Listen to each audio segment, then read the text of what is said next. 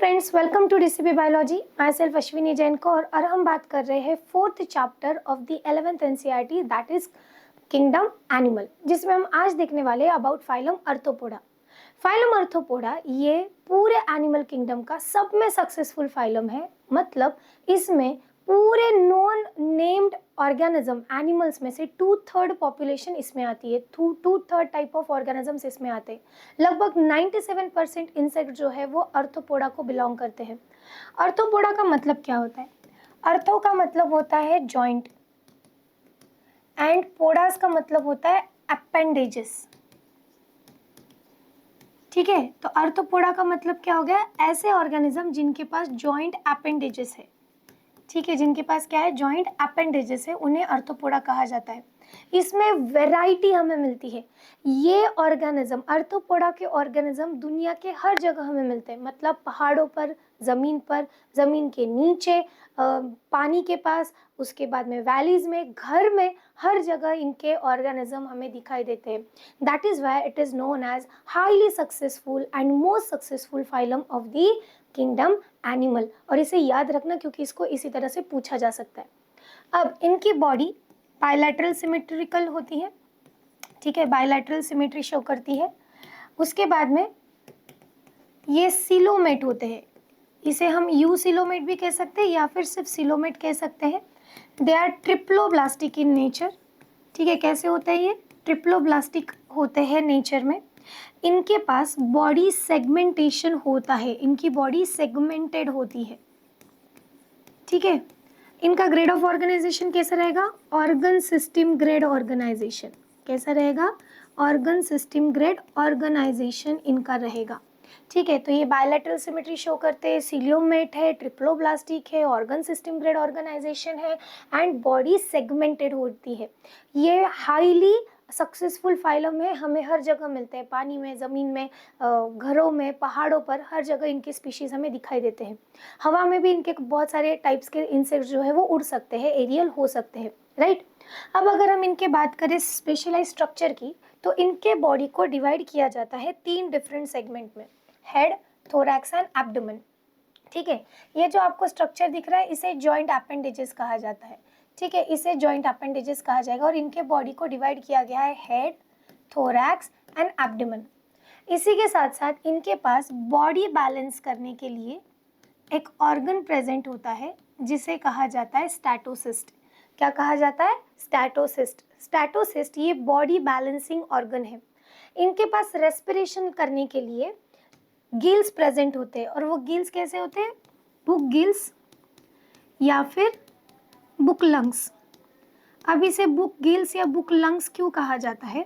तो यहाँ इमेज में आप देख सकते हो, बुक में कैसे पेपर अरेंज होते हैं वैसे यहाँ पे लैमिला प्रेजेंट है इन बिटवीन द लंग्स। तो मतलब इनका लंग्स ऐसे बनता है जैसे कि एक के ऊपर एक परत रखी गई हो पेपर की, इसलिए इसे बुक लंग्स कहा जाता है।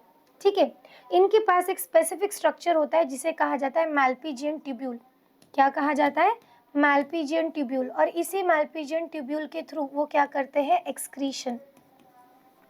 ओके, इनके पास एंटेना प्रेजेंट होते हैं, राइट, जैसे आप यहाँ देख सकते हो, दिस इज द एंटीना। इनके पास एंटीना प्रेजेंट होते हैं एंड इनकी आई जो है ये 2 तरीके की हो सकती है, इधर सिंपल आई या फिर कंपाउंड आई। सिंपल आई जिसमें कॉर्निया एंड रिसेप्टर होते हैं और लेंसेज जो है वो कुछ इस तरह से होते हैं कि सिंपली वो 2 लेंसेज है और सिंपल विजन वो ले रहे। कंपाउंड आई कुछ इस तरह से होती है जहाँ पे मल्टीपल लेंसेज प्रेजेंट होते हैं। They have ability to observe very neatly, very cleanly. ठीक है, सो क्या क्या प्रेजेंट है इनके पास? देखो, इनकी बॉडी को डिवाइड किया गया है 3 सेगमेंट्स में: हेड, थोरैक्स एंड एब्डोमेन। ठीक है, head region, thoracic region and abdomen region. इनके बॉडी में एक स्पेशल ऑर्गन प्रेजेंट होता है फॉर द बैलेंसिंग, जिसे हम बॉडी बैलेंस ऑर्गन कहते हैं या फिर स्टैटोसिस्ट कहेंगे। ये रेस्पिरेशन किसके थ्रू करते हैं? ये रेस्पिरेशन करते हैं थ्रू बुक गिल्स या फिर बुक लंग्स। इन्हें बुक गिल्स या बुक लंग्स क्यों कहा जाता है? क्योंकि इनकी अरेंजमेंट कुछ इस तरह से होती है और in between the lamellae blood का फ्लो होने वाला है एंड लैमिली में से एयर का फ्लो होने वाला है। ठीक है, तो लंग्स प्रॉपर लंग्स नहीं है जैसे हायर ऑर्गेनिज्म के पास होते हैं, but they resemble to the structure of lungs. इनके पास एक स्पेशलाइज स्ट्रक्चर होता है जिसे हम कहते हैं मैल्पिजियन ट्यूब्यूल, और ये मैल्पिजियन ट्यूब्यूल किसके लिए रिस्पॉन्सिबल है? एक्सक्रीशन के लिए रिस्पॉन्सिबल है। इनकी आइज कैसे रहती है? सिंपल या फिर कॉम्पाउंड, और इनके पास क्या प्रेजेंट होता है? एंटीना प्रेजेंट होता है, राइट। ये ऑर्गेनिज्म रिप्रोडक्शन कैसे शो करेंगे? ये ऑर्गेनिज्म रिप्रोडक्शन कर सकते हैं वाया सेक्सुअली मीन, एंड ये कैसे होते हैं? डाइशियस। डाइशियस का मतलब होता है मेल रिप्रोडक्टिव सिस्टम अलग रहेगी, फीमेल रिप्रोडक्टिव सिस्टम अलग रहेगी। मोस्टली ये ओविपेरस है। ओविपेरस का मतलब ये एग्स ले करते हैं, और इनकी जो ग्रोथ है वो डायरेक्ट या इनडायरेक्ट दोनों तरीके से हो सकती है, डायरेक्ट और इनडायरेक्ट। डायरेक्ट ग्रोथ का मतलब होता है जो यंग वन है वो रिसेंबल कर रहा है टू द पेरेंट, और इनडायरेक्ट का मतलब होता है जो यंग वन है वो रिसेंबल नहीं करता है टू द पेरेंट, वो जैसे जैसे बड़ा होता है, अडल्ट होता है, फिर वो अपने पेरेंट्स के जैसे दिखने लगता है। यहाँ पे देखो ये एक एम्ब्रियोनिक स्टेज है, then immature stage and adult stage. तो आप देख सकते हो इमैच्योर स्टेज और अडल्ट स्टेज में फर्क है, राइट। तो ये जो है ये इनडायरेक्ट डेवलपमेंट है। ये कैसी डेवलपमेंट है? ये इनडायरेक्ट डेवलपमेंट है जिसमें मेटामॉर्फोसिस होता है।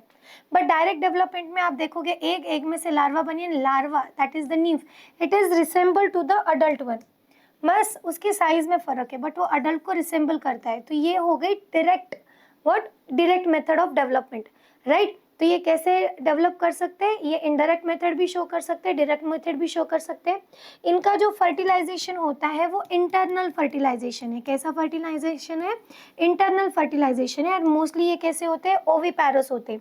ये डाइशियस है, मतलब मेल रिप्रोडक्टिव सिस्टम और फीमेल रिप्रोडक्टिव सिस्टम अलग अलग बॉडी में रहेंगे। There will be a gender male and female, इस तरह से, अंडरस्टूड। अगर हम बात करें इनके एग्जाम्पल्स की तो हमें 4 क्राइटेरिया इसमें मिलते हैं। एक इकोनॉमिकली इंपॉर्टेंट, एक वेक्टर्स, एक ग्रीकारियस पेस्ट एंड एक लिविंग फॉसिल। इकोनॉमिकली इंपॉर्टेंट में हम 3 एग्जाम्पल्स लेते हैं, वैसे तो बहुत है बट 3 एग्जाम्पल्स हम लेते हैं, जैसे कि एपिस जो हनी बीज है, हनी प्रोडक्शन के लिए हेल्प करती है, बॉम्बिक्स जो सिल्क फॉर्म है जो सिल्क प्रोडक्शन के लिए हेल्प करती है, एंड लासिफर है ये लैक इंसेक्ट है जो प्रोडक्शन में हेल्प करता है। वेक्टर में एनाफिलस, क्यूलेक्स एंड एसिडीज आते हैं, ये सारे के सारे मॉस्किटोज हैं। फिर ग्रीकारियस पेस्ट में लॉक्यूस्टा आएगा, जिसे नॉर्मल लैंग्वेज में भी लॉक्यूसा ही कहा जाता है, एंड लिविंग फॉसिल है किंग क्रैब, ठीक है।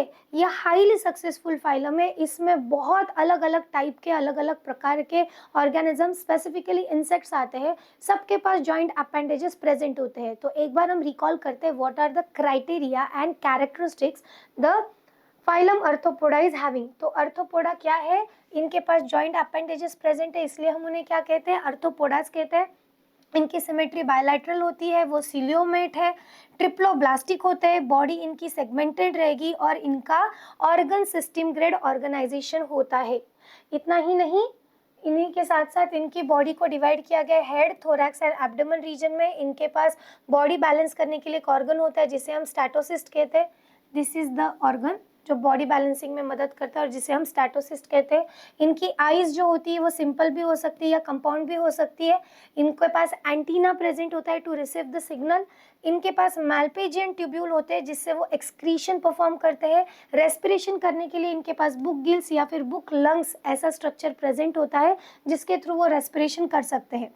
ये इंटरनल फर्टिलाइजेशन शो करते हैं। ये डाइशियस होते हैं। इसमें मोस्टली ये ओविपैरस है, मतलब वो एग ले करते हैं और एग जो है वो मैच्योर होकर अडल्ट के जैसे दिखेगी। इनमें डेवलपमेंट के तरीके डायरेक्ट और इनडायरेक्ट दोनों भी हो सकते हैं और इसके बहुत सारे एग्जांपल्स है, जैसे बटरफ्लाई है, कॉकरोचेस है, एंड्स है। ये सारे के सारे इंसेक्ट्स, जितने भी इंसेक्ट्स आते हैं लगभग 97% इंसेक्ट्स जो है वो आर्थ्रोपोडा को बिलोंग करते हैं। That is why Arthropoda is known to be the world's successful phylum. The most successful phylum of the kingdom animal is Arthropoda. Second most successful phylum ये मोल्यूस्का है, जो हमारा नेक्स्ट टॉपिक है, जो हम नेक्स्ट वीडियो ट्यूटोरियल में सीखने वाले हैं।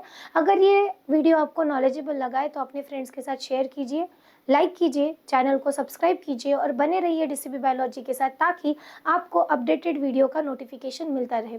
तब तक के लिए अच्छे से स्टडी कीजिए। हर एक पॉइंट इम्पॉर्टेंट है with respect to the NEET, with respect to the theory, with respect to the subjective and objective questions। इन्हें याद करने के सिंपल तरीके हैं। अगर आप एक से एक फाइलम देखोगे तो आपको पता चलेगा that each and every phylum is developing, पहले डिप्लोब्लास्टिक आता है, फिर ट्रिप्लोब्लास्टिक आता है, पहले सूडोसिलोमेट आता है, पहले असिलोमेट, फिर सूडोसिलोमेट, अब यूसिलोमेट। अब यहाँ से सबके पास क्या प्रेजेंट रहेगी, बॉडी कैविटी प्रेजेंट रहेगी जो मीजोडर्म से अराइज हुई है।